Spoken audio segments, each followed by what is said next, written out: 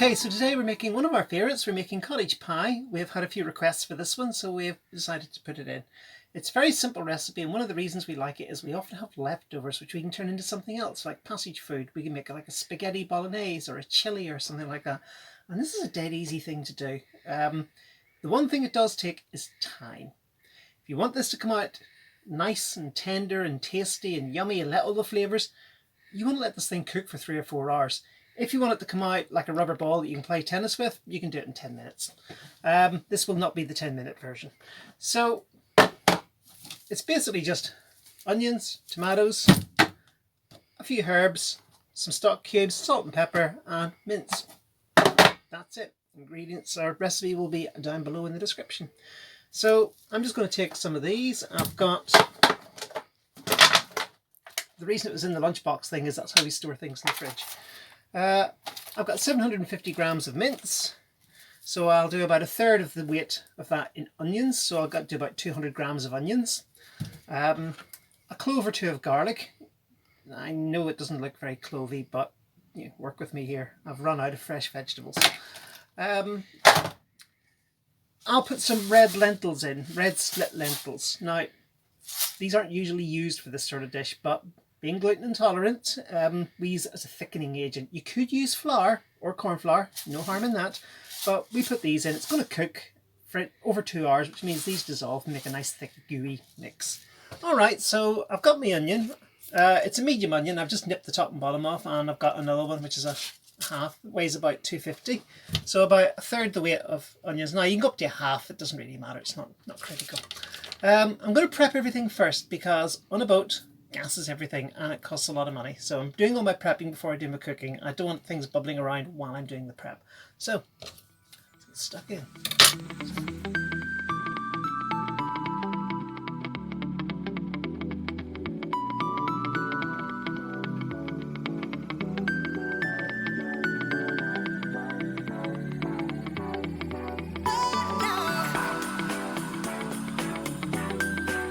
Okay, so we're starting with about a tablespoon of oil. I'm not very religious about oil. I don't have a particular measure. I just put in what looks about right, and it looks about right. So we're going to call that a tablespoon. So the next thing that goes in is my 2 cloves of garlic. And then in goes my chopped onions. So I'm going to put these onions in and stir them until they start to go translucent. And when they do that, I will add the stock cube, the mixed herbs, and the other bits and bobs. As to the amount of mixed herbs, I just cover the onions. Time for the big event, the tomatoes. And I'll put about half a tin of water in too. If you're not gluten free, you might want to skip this step. You might want to add some flour and water to thicken the gravy and things, but I'm going to add red split lentils. And a bit like the mixed herbs, I'm just going to cover the surface with them. That's my measure. Whatever it takes to cover the surface is just what I'm putting in. Turns out to be about 3 dessert spoons in my case. And now comes the really important bit of the whole recipe.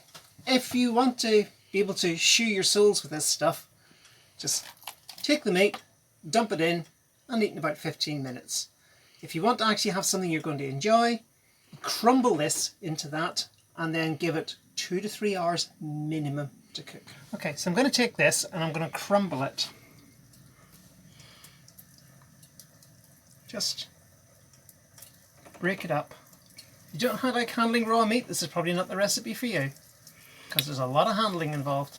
I know that in the pot looks like it's maybe a little dry, it needs a bit more liquid, but for cottage pie, you're better having it a little dry. Think about it. I'm going to have beef with potatoes resting on top of it. If I make this really runny and sloppy, when you come to serve it, all that happens is you scoop underneath, all the beef runs off and lands back in the bowl, and you wind up with a big wedge of potato on top with nothing under it. You want this to be dry, even a bit stodgy. You want it to be able to almost stand up on its own. For a cottage pie, it's nice to have a nice, thick, rich, chunky beef gravy that holds everything together, so when you lift it out, it actually stays in your plate. Alright, so everything's in. It's all mixed together. If you're at home, simmer this for at least 2 hours and then check it and see what it looks like. But give it at least 2 hours. 3 if you can get away with it. What we're going to do here is we're just going to put it into our thermal jacket and we're going to let that cook for 3 or 4 hours, something like that. Then we'll do the potato segment of it, because they only take about an hour. If I do them now, they'll just come out like potato juice. It'll just be white stuff that runs off the end of your spoon. So we'll do the potatoes later. Right now we got some book projects to do, so I can stay in there. Dinner will be ready later.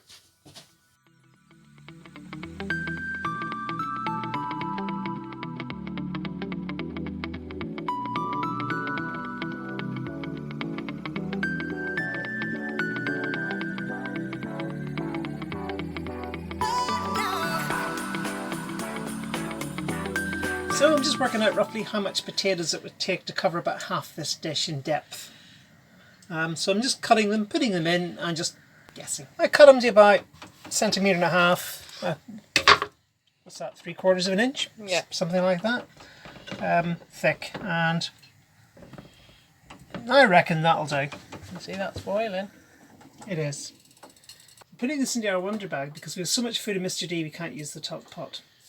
So we're using our Wonder Bag, which is like a soft version of Mr. D. Basically this pot is now warm, and the Wonder Bag will keep it warm. This is Wanda, our Wonder Bag. And going to make this. So I've just had a look at the sauce, and it's a little thinner than I want it to be, so I'm just getting a little bit of corn flour, and I'm mixing it with water, and I'm just going to thicken the sauce. Make sure it's boiling when you put the stuff in. Well, not boiling, simmering, bubbling. And then just put it in until it gets to a nice thickness. It's got nice and thick. Very much so. Ooh, look at this. Ugh. So what I'm going to do now is take the carrots out of here because I need to mash the potatoes. And I can't do that with the carrots in. These are my potatoes, which have dried a bit. And it's a non-stick pot, but I have a plastic masher, so I can use it in my non-stick pot without tearing the non-stick out. No great secret to this, it's put in some butter, put in some milk, and mash until it looks about right. And when does it look about right? Well, you don't want it to be dead slushy. You want to be able to have it like quite solid, but you want to have it soft enough to spread. So it's attaining that mix is the killer. So the all important tool is silicone spatula. You can probably do it with a metal one, but you know what? You can't beat this devil. This is the thing to use, and I'm going to show you why.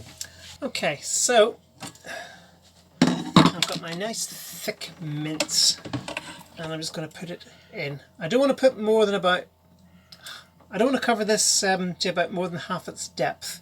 Beverly warmed the bowl beforehand, didn't you, Bev? Why on earth would I put hot food into a cold bowl?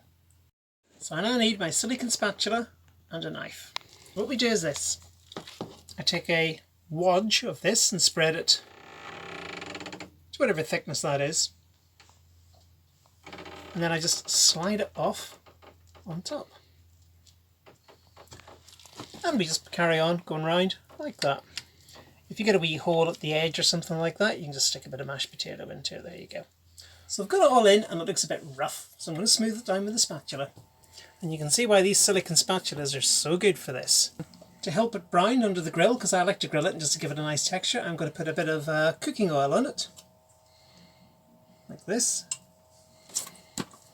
And then I'm going to take my brush, spread the cooking oil everywhere. And then I'm going to take my fork and make the kind of traditional cottage pie lines on top. In it goes. Well, we're going to have this with a bottle of red wine that was given by one of our subscribers. It has to be said, if a subscriber wants to give us a treat, wine is always acceptable. Oh, look at that. That's what we call proper dinner.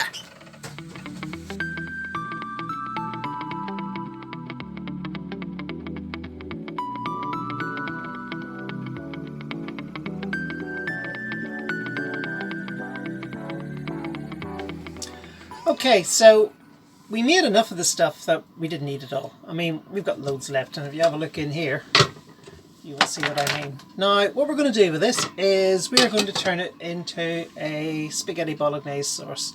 If you're Italian or watching this remotely, I suggest you turn off now, because this is going to break so many culinary rules, you'll probably have a heart attack. Our way of converting this to spaghetti bolognese is this. This is a tin of chopped tomatoes, and if it looks a bit cruddy and dusty, it's because we'd run out of chopped tomatoes, so Gaynor had to go and root around in the bilges to pull this can out. It's where we keep our spares. So basically the recipe is heat this up, top that into it, and if you need to, you can always add some tomato puree.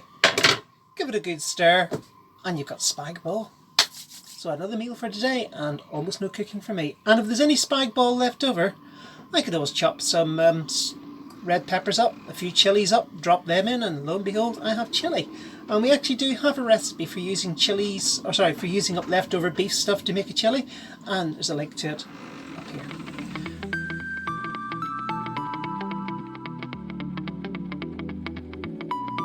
Now, to have a good spaghetti, we served it with some garlic bread and a nice little side salad.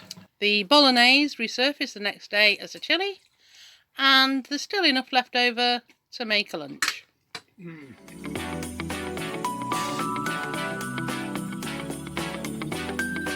Okay, top tip time. With beef, you actually don't want it fresh. I know that sounds paradoxical, but it's not. My dad was a butcher and my grandfather worked in a meat processing plant. I know what I'm on about here. With beef, if it's bright red, like postbox red, it is like rubber. It is really tough.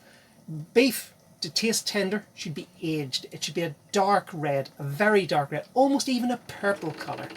If you get it down to that level, it'll be fine. But if it's a really fresh beef, you're in for a world of pain and your teeth are going to ache at the end of it. So this is a 21 days aged beef, and we've left it in the fridge for another week. It'll be fine. A further little top tip about beef is if you do buy it from the supermarket, not from the butchers because they know what they're doing, but if you buy it from the supermarket, they will actually mark it down when it's at its best. The supermarket has promoted the legend that beef should be bright red, and they charge a premium for it when it's fresh. If you wait until it's getting past its best before date or its eat by date, the supermarket's going to a slight panic and they mark it down because they've got to get it off the shelf. Perversely for beef, it's probably getting to the point where it's at its very best for eating. So go to the bargain shelf. If you find beef that's on the verge of being too old, it's probably about right. Save you a bit of money.